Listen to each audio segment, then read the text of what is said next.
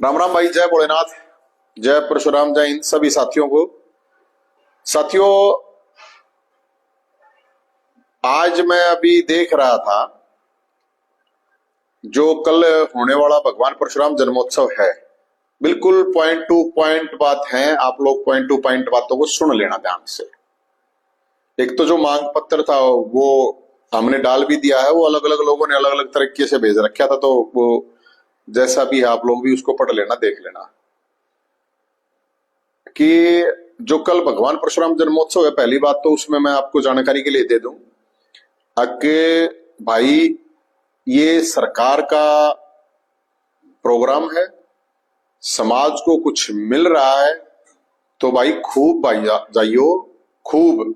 कोई भी आदमी, खासकर मेरा जानने वाला या मेरे को मानने वाला थोड़ा बहुत भी, कोई किसी को रोकेगा नहीं। हम टुच्चे आदमी नहीं है, टुच्चे आदमी ये काम कराया करें। कोई बात नहीं, जिन्होंने 25 तारीख के लिए रोके, जिन टुच्चे लोगों ने रोका, रोकने तो कोई प्रॉब्लम नहीं है।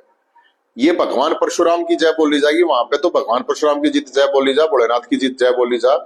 वहां ये सरकार का प्रोग्राम है, तो आप सब साथियों से मेरी रिक्वेस्ट है, किसी को नहीं रोकना है, बढ़ चढ़ के पहुंचियो, कोई इशू नहीं। एक बात, क्योंकि बहुत से लोग अलग अलग गलतफहमी, अलग अलग तरीके से चीजें फैलाओगे समाज का। समाज सबसे बड़ा होता है, सरकारें कुछ नहीं होती है, समाज बहुत बड़ा होता है। सरकारें आएंगी जाएंगी, पार्टी आएंगी जाएंगी, भगवान परशुराम चिरंजीवी है, वो हमेशा रहेंगे। एक बात, आज मैं एक चीज देख रहा था कि कुछ मेरे कांग्रेस के भाई, कुछ बीजेपी के भाई अलग अलग चैनलों को बाइट दे रहे थे। तो एक जो कांग्रेस वाले थे वो कह रहे थे कि कांग्रेस का धन्यवाद करना चाहिए, श्रेय कांग्रेस को है, कि ये जमीन कांग्रेस ने दी थी। एक मेरे भाई कहने लग रहे थे, कांग्रेस ने, जो उस टाइम पे कांग्रेस में थे, खुद हमारे मंत्री जी, वो कह रहे थे ये बीजेपी ने दी है, इसका श्रेय सरकार को, बीजेपी को। अब वो है अपनी अपनी पार्टियों के, उनकी गलती नहीं है, वो अपनी अपनी पार्टियों की जय बोल लेंगे, अपने अपने नेताओं की जय बोल लेंगे। लेकिन मेरे को एक बात समझ में नहीं आई, ये जमीन तो गांव परावर थी, परावर की थी मेरे ख्याल में, तो और किसी की तो नहीं थी, और ये जमीन गांव ने दी थी, जमीन तो परावर की है। ये जो श्रेय जो लिया जा रहा है कि ये उसने जमीन दी, ये कांग्रेस ने, ये बीजेपी ने, ये फलाना, भी कांग्रेस पार्टी का कोई बाबू था जो उस बाबू ने या जमीन दी हो, या बीजेपी का कोई बाबू था, उसके बाबू के नाम थी या जमीन और उसने दे दी हो। जमीन तो यार गांव के लोगों ने दे रखी है, परावर गांव की जमीन है। और आपकी जानकारी के लिए मैं बता दूं, तो ये जो 15-15.5 एकड़ जो जमीन है जहां पे है ना दोस्तों, एक किले में शायद 4800 गज होते हैं, वहां 1 लाख रुपए गज है। 1 लाख रुपए गज के हिसाब से आप हिसाब लगा लो, आप 48 ने 15 उससे आप वो करके एक बार अंदाजा लगा लो कितने, मेरे ख्याल में कम से कम 500 करोड़ रुपए की जमीन है यार। तो ये परावर गांव के तो लोगों को, समाज को भी, जो भी लोग हैं मेरे ख्याल में, उनके तो यार चरण दोगे पीने चाहिए, जमीन तो उन्हीं की है आखिर में अल्टीमेट। तो इसलिए इसका जो श्रेय वरेय की चक्रा ने छोड़ छाड़ दो, जो अपना काम है उस काम ने कर लो, इन चक्रा मत पड़ो उस पार्टी ने दिया, उस सरकार ने दिया। नहीं, ये 14 साल तक मैं तो जब खड़ा हुआ था, जब ये सारी पार्टी नेता सब कह दो रहे, सब लोग छक लिए थे आकर जाकर। इसलिए श्रेय वाली बात ना तो भूल जाओ, इस टॉपिक इज ओवर, खत्म करो इसको। इसका जमीन परावर के लोगों ने दी, 2 सरकारों ने कब्जा करा, उसको परावर के गांव के लोगों के साथ मिलकर प्रसादारियों ने, 36 बिरादरी के भाइयों ने, भगवान परशुराम और भोलेनाथ के आशीर्वाद से जमीन ले रखी। इससे आगे कुछ नहीं। नवीन जैन ने कोई श्रेय देने की जरूरत ना मैं देता, हमारे कोई औकात नहीं, हमारा कोई ब्योंत नहीं। तो श्रेय और इस बात को टॉपिक कर दो, इसको बंद, टॉपिक इज ओवर।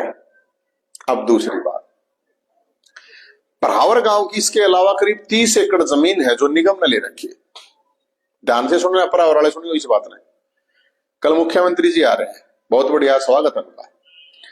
परावर गांव की जो उस जमीन की कीमत है, कम से कम वो दूसरी साइड में है, तो उसकी भी कीमत कम से कम, ज्यादा नहीं बताओ तो 200 करोड़ रुपए है।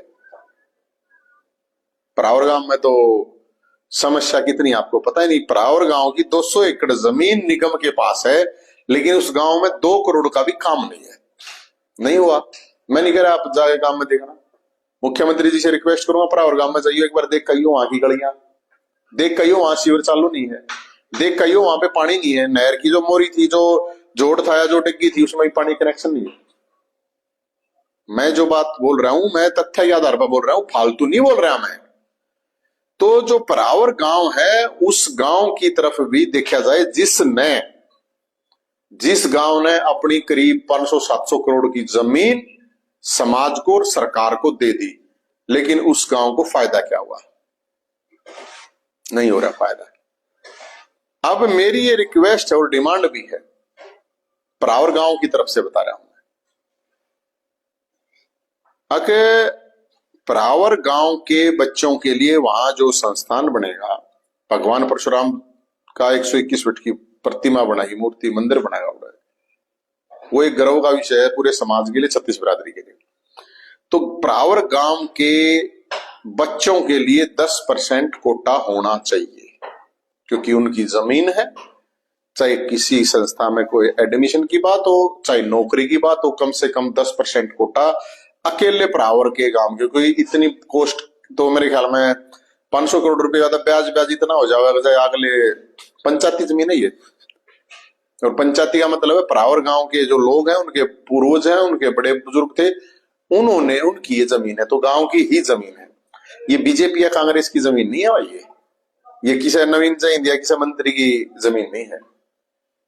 तो इसलिए ये परावर गांव की जमीन की बात है। तो ये जो डिमांड है, और इसके अलावा डिमांड है, बहुत बड़ी एक डिमांड है।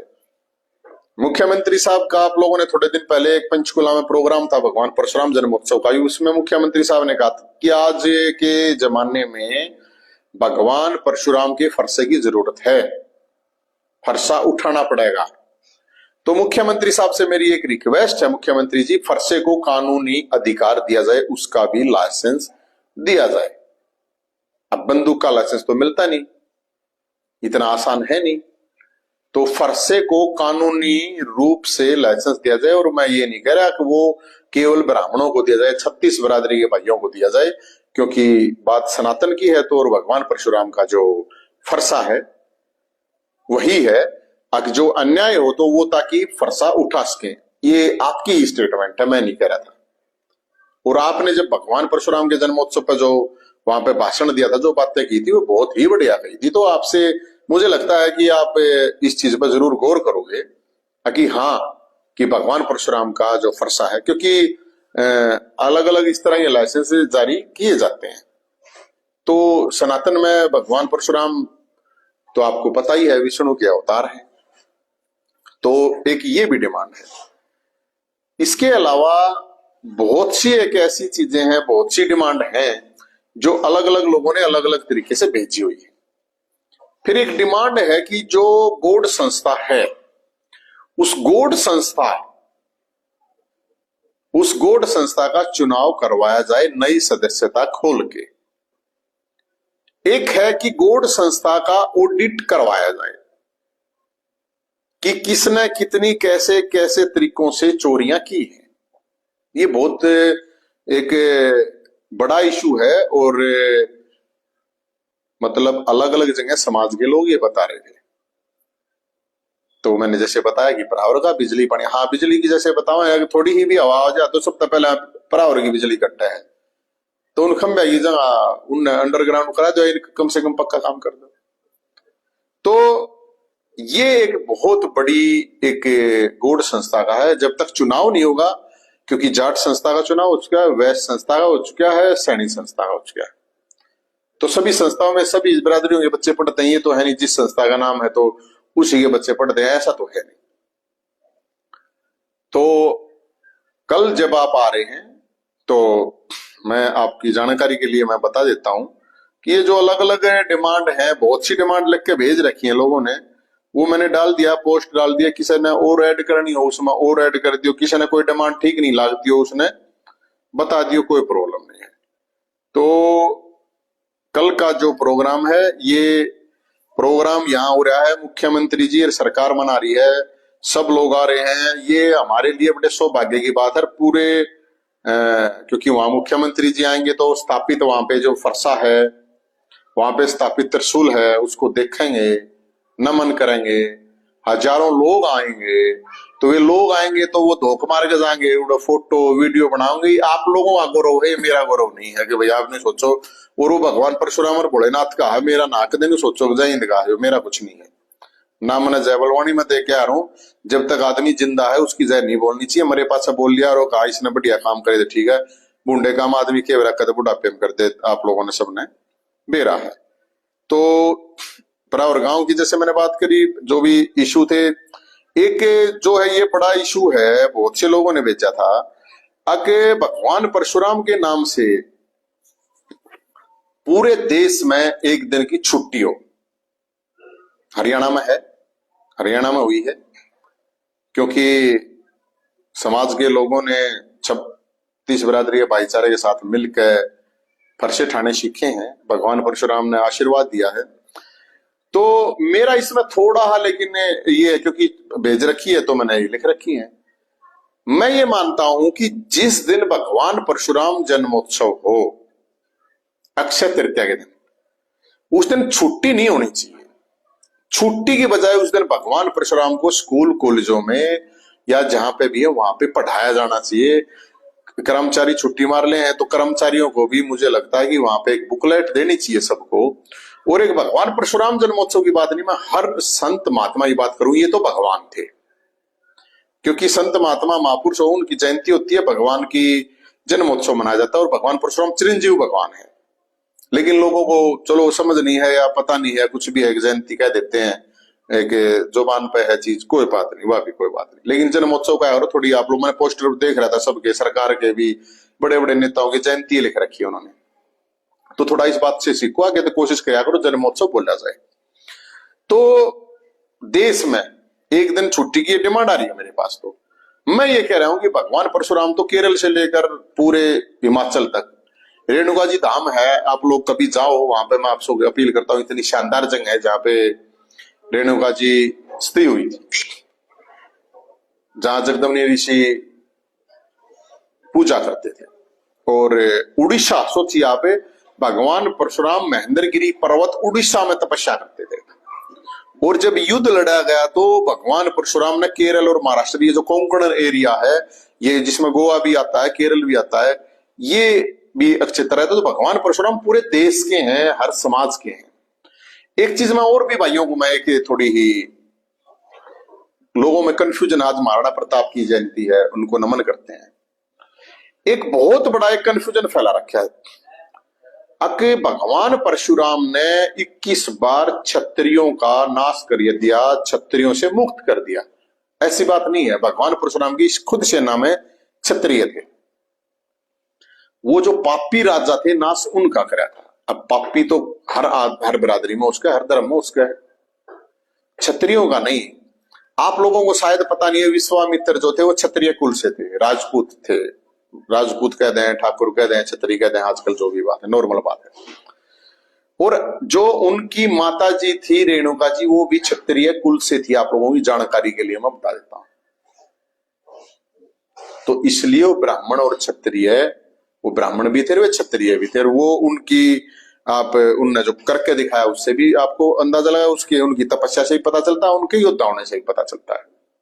तो ये जो लोग कंफ्यूजन फैलाते होंगे, 21 बार क्षत्रिय विहीन कर दी थी, नो, ये जिन लोगों ने भी लिखा है ये उनसे विहीन कर दी थी जो पापी थे, जो एंडी पाका थे।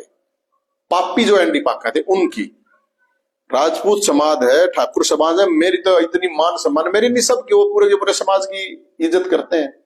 और हर समाज हमारी इज्जत करता है, चाहे कोई जाट है, चाहे यादव है, पंजाबी, बनिया, एससी, बीसी, किसी भी बिरादरी का है मेरे भाइयों, हमारी इज्जत हमारे हाथ में है। हम लोगों को, छोटे छोटे बच्चों को भी, हमारे बच्चों को दादा कहा जाता है।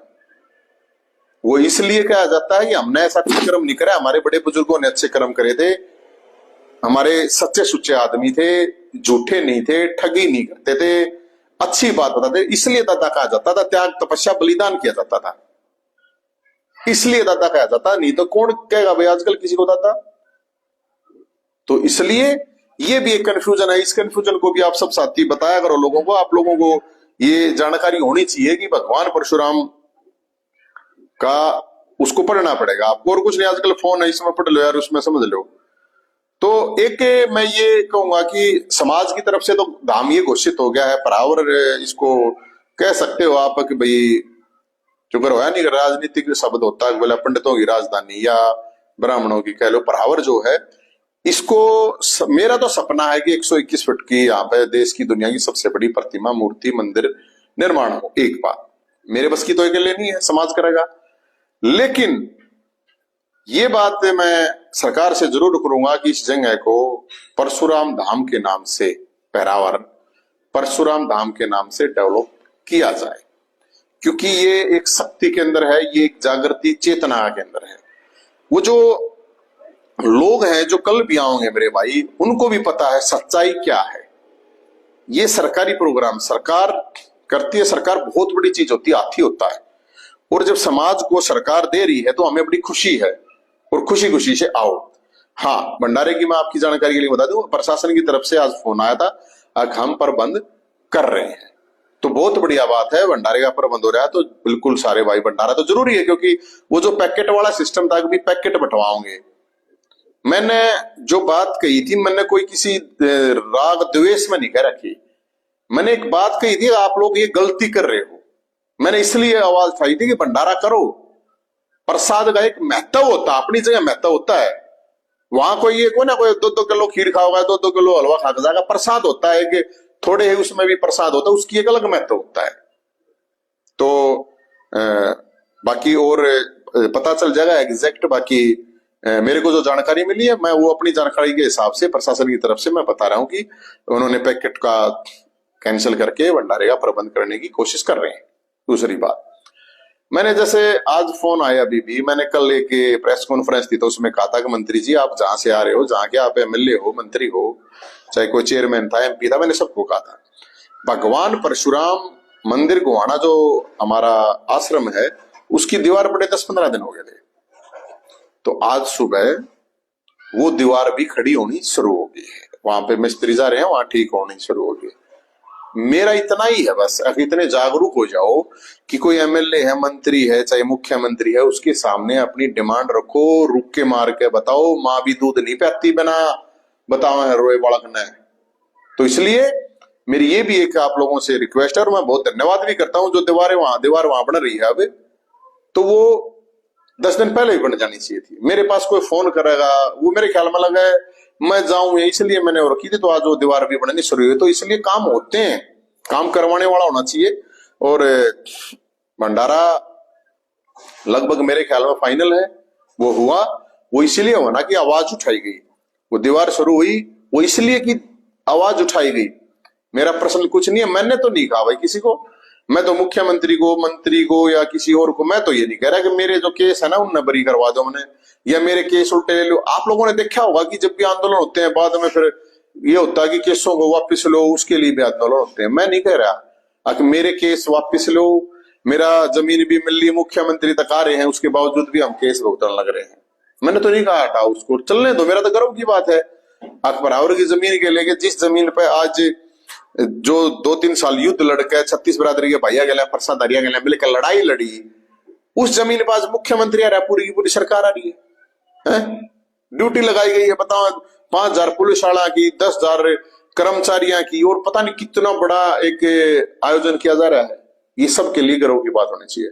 और वहां पे जो फरसा और त्रिशूल स्थापित है, मेरे भाइयों उड़े दो कुमारियों, जरूर फोटो लियो और देखियो, उसने आपको गर्व फील होगा, क्योंकि वो लड़ाई मन ने नहीं लड़ रखी, मेरी एक लेकिन नहीं, खुद चिरंजीव भगवान परशुराम के साथ से, भोलेनाथ के आशीर्वाद से वो लड़ाई लड़ी गई है। तो भाई वो जो लड़ाई लड़ी गई है, और आज वो भगवान परशुराम की जय वहां पे बोली जाएगी। और ये बात आप सब साथियों से मेरी रिक्वेस्ट है, कुछ लोग जो लोग ये गलत चीजें फैलाते हैं, आके जय हिंद डिस्टर्ब करेगा, जय हिंद ही करेगा, जय हिंद डिस्टर्ब यार एक आदमी ने भी नहीं करता। भगवान परशुराम जी तो होंगे, उड़ा जय हिंद, या भोलेनाथ जी तो उड़ा जय हिंद डिस्टर्ब करेगा। हाँ थारी कोई रैली होती, जलसा होता और क्या होता तो फिर अलग बात थी। जय हिंद के नाम को तुम लोग जो भी किसी भी तरीके से कर लो, जय हिंद को तुम जानते नहीं। और मैं ये छोटे मोटे यार मैं छिपकली के बच्चों की बातें नहीं कर रहा हूं, मैं इसलिए बता रहा हूं मैं सबको। और आप सब साथियों से मेरी ये रिक्वेस्ट है, अपनी डिमांड रखो, फरसेदारी फरसे लेके जाइयो, क्योंकि मुख्यमंत्री साहब ने खुद कह रहे किए। और मैं, क्योंकि फरसा किसी गर्दन काटने वाला ये फरसा नहीं है, ये मान सम्मान स्वाभिमान के लिए अपनी गर्दन बचाने वाला फरसा है। और भाई अपनी जो डिमांड है वो डिमांड मुख्यमंत्री तक पहुंचाइयो। मेरी जितना भी होता मैं तो पहुंचाना लग रहा हूं, आप लोग भी पहुंचाओ, ताकि वहां चीजें ये हाँ है कि हाँ भाई ये डिमांड है। और जितने भी नेतागण हैं वहां पे, जितने भी नेतागण आए, उन नेतागणों से मेरी ये रिक्वेस्ट है कि वहां अनाउंसमेंट करके जाए कि हाँ हम संस्था के लिए 1 करोड़ दे रहे हैं, 2 करोड़ दे रहे हैं, 5 करोड़ दे रहे हैं, 10 करोड़ दे, क्योंकि आप लोगों में पैसे की कमी नहीं है। आप वहां दान करोगे, दान की तो महिमा अलग होती है। बताते हैं जो पापी लोग होते हैं वो भी दान करते हैं तो उनके भी पाप धुल जाते हैं। तो जो आप लोगों ने पाप कर रखे हैं, ना कर रखे हैं मुझे नहीं पता, वो आप लोगों को ज्यादा पता होगा। तो वहां पे आप दान करोगे। और सभी लोगों से मेरी रिक्वेस्ट है, बहुत ध्यान से जो नजर रखना है, ध्यान से लोगों के भाषण सुनना है, किसने कितना दान किया, क्योंकि बात तो पेट नहीं भरेगा, भाषण से तो बात नहीं बढ़ेगी अकेले। दान की महिमा, कितने लोग वहां पे कितना दान कर रहे हैं, कितने नेता क्या दान कर रहे हैं संस्था के लिए। नवीन जैन नहीं, नवीन जैन ने दान देनिया सैमिर दरे 4 लोग वे दे दें, मेरा काम चल जाए। तो मैं सभी साथियों से, सभी भाइयों से, कोई गलती सलती हो तो माफ, और भाई और कुछ हो तो हाँ, एक इसका जो ईडब्ल्यूएस वाला भी भाइया ने भेज रखा है, आगे ईडब्ल्यू में जब दूसरी रिजर्वेशन कैटेगरी है जो भी भाई हैं सबके, तो उनको क्राइटेरिया में छूट मिल रहा है, उम्र में छूट मिल रहा है, उनके जो चांस है उसमें छूट मिल रहा है। ये भी एक बहुत बड़ा इशू है, बहुत बड़ी बात है, जो खासकर पढ़ने लिखे हैं जो बालक, उनने इस बात का बेरा है, जो तैयारी करे हैं उनने इस बात का बेरा है। और जो और बहुत सी हैं घोषणाएं सीएम साहब ने उस टाइम पे करी थी, उस टाइम की भी कुछ घोषणाएं रह रही हैं। ये मैं नहीं कह रहा, ये अलग अलग लोगों ने जो भेज रखी है, जो लोगों ने बताई थी वही है। जैसे डोलीदार की जमीन का मामला है, क्योंकि मेरे पास फोन आवा तो इसलिए मैं बता रहा हूँ भाई, ये भी चीजें हैं। और बहुत सी चीजें हैं जो समाज द्वारा करण की है, बहुत सी चीजें हैं जो सरकार द्वारा करण की है। तो यहां भाई हमने जो लड़ाई लड़ी वो लड़ी, जो लाग लड़ेंगे वो भी लड़ेंगे। और भगवान से, साथियों से, समाज से कहता हूं कि ये धाम बढ़ना चाहिए, और ये धाम ऐसा बढ़ना चाहिए कि यहाँ अब की बार मुख्यमंत्री आए हैं अपनी सरकार को लेके, आप लोगों के हाथ में ताकत लगाओ, सभी भाइयों का सम्मान करो, 36 बिरादरी के भाईचारे को साथ रखो, सबके साथ प्यार प्रेम भाईचारे रहो। ऐसा भी टाइम आएगा कि यहाँ प्रधानमंत्री जी को भी आना पड़ेगा, ये मैं आप लोगों को वादा करता हूं। मैं जीऊं ना जीऊं, मरूं काल का आज मरूं, कोई प्रॉब्लम नहीं। कई साल जीऊं, मैं तो रोज मरा रहा हूं, रोज जिया रहा हूं, लेकिन आप लोगों को मैं ये वादा करता हूं ऐसा दिन आएगा कि यहाँ पे आज हरियाणा सरकार है, वो भी दिन आएगा कि यहाँ केंद्र सरकार भी आके खड़ी होगी। बात है कि आपको खड़ा होना पड़ेगा, आपको ये चमचागिरी छोड़नी पड़ेगी, आपको अपने अधिकारों के लिए लड़ना पड़ेगा, अपने हक के लिए लड़ना पड़ेगा, आपको मुद्दे उठाने पड़ेंगे, आपको जिंदा दिखना पड़ेगा। क्योंकि जो आज के दिन है, मैं उन बातों में नहीं जाता, वे चीजें मैं फिर कर लूंगा, मैं फिर बता दूंगा। अगर जब कोई कहेगा कि जेएनयू से भारत से ब्राह्मण पणिया को बजाओ, कोई की तो विदेशी बताओगा, कोई किशेराल की बात हुई, कोई किशेराल की बात, तो उस टाइम पे खड़ा होना पड़ेगा। और हर समाज को कहता हूं मैं, तो कोई भी समाज है भाई जो खड़ा होगा वो आगे चला जाएगा, जो पड़ा रहेगा वो पड़ा ही रहेगा, उसका फिर सौदा कुछ है नहीं। तो हमारी तो मुहिम है लोगों को जागरूक करना, खासकर नौजवान साथियों, क्योंकि पुराने लोग हैं, बुजुर्ग लोग हैं, उनके दिमाग सेट हैं, ऑलरेडी हो रहे हैं, उनके इस दिमागों को बदलना बड़ा मुश्किल है। और बुजुर्ग लोग हैं, उनको अपने तरीके से जीना चाहिए, जियो कोई बात नहीं, लेकिन नौजवान साथियों से। और 25 तारीख को ये नौजवान साथियों ने, प्रसादारियों ने ये दिखा दिया, अगर डरें तो हम ही अमराज से भी नहीं गए। सरकार तो बहुत छोटी चीजें होती हैं, सरकारें आती रहेंगी जाती रहेंगी, पार्टी आती रहेंगी जाती रहेंगी, पार्टी तो आवेंगी जावेंगी, लोग पार्टी बदलते रहेंगे, तिगलते रहेंगे, भगवान परशुराम तो ऐसे ही रहेंगे। सरकारें आएंगी जाओगी, समाज तो हजारों साल से है, आज भी, और ऐसे ही आगे होता रहेगा। तो समाज बड़ा होता है, सरकार का बाप होता है समाज। मेरी तो इतनी समझ है भाई। कुछ ने लगता हुआ कि मैं, अरे नेता वेता कुछ नहीं, नौजवानों से ये भी अपील है, कल जो आने वाले उनसे भी, आके अपने हकों के लिए, अपने अधिकारों के लिए लड़ो, अपने कर्तव्य भी जानो, और अपराध, नशा और नेताओं से बच जाइयो मेरे भाई। बाकी थारी मर्जी भाई, मैं तो गणी तक कहूं। तो ये कुछ बातें थी और मैंने आपको बताई हैं।